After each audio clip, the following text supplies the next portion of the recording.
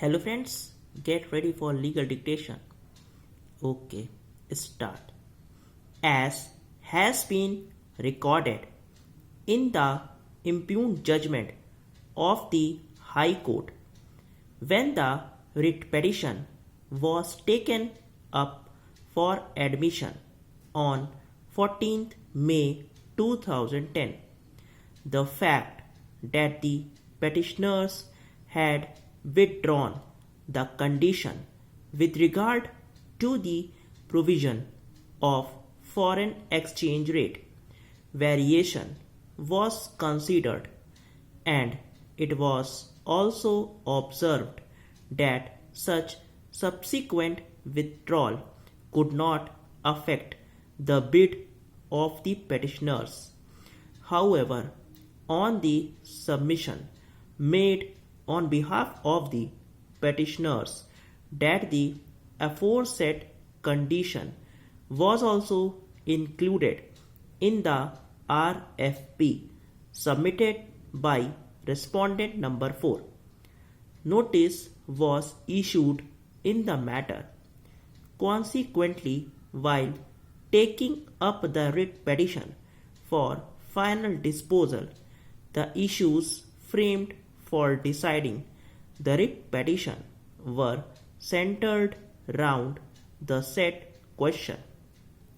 In fact, the first issue which was framed was whether a bidder could amend its bid by withdrawing a condition of the bid document, whereby the bid was considered to be non-responsive. The second issue, which is an offshoot of the first issue, is whether a bidder would be entitled to contend that a non-responsive bid be treated as responsive, since the offending condition was withdrawn after the bid documents had been opened.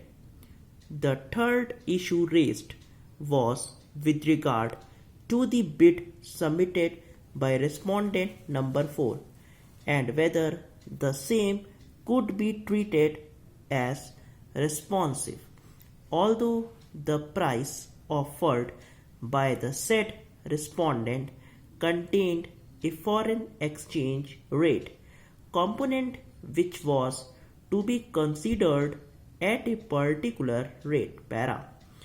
In deciding the said issues, the High Court held that since the terms and conditions of the price to be firm and fixed was one of the more important ingredients of the tender, the submission of a bid which violated the said condition rendered the bid non-responsive.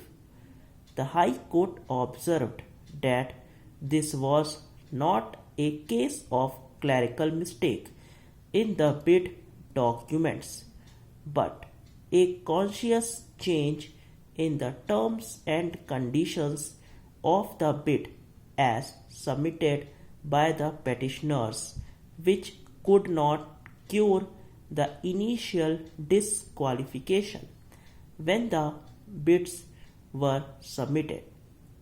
The High Court took note of the fact that the bid of respondent number 4 contained the condition that its price would be in Indian rupees with a foreign component which would be converted in Indian rupees as on the date of opening of the bid. The High Court observed that the same did not violate the conditions of the RFP and that the said condition ensured that the price would be firm and fixed during the period of performance of the contract para. The stand taken on behalf of the petitioners was strongly opposed on behalf of the respondent number 4, to whom the contract had been awarded.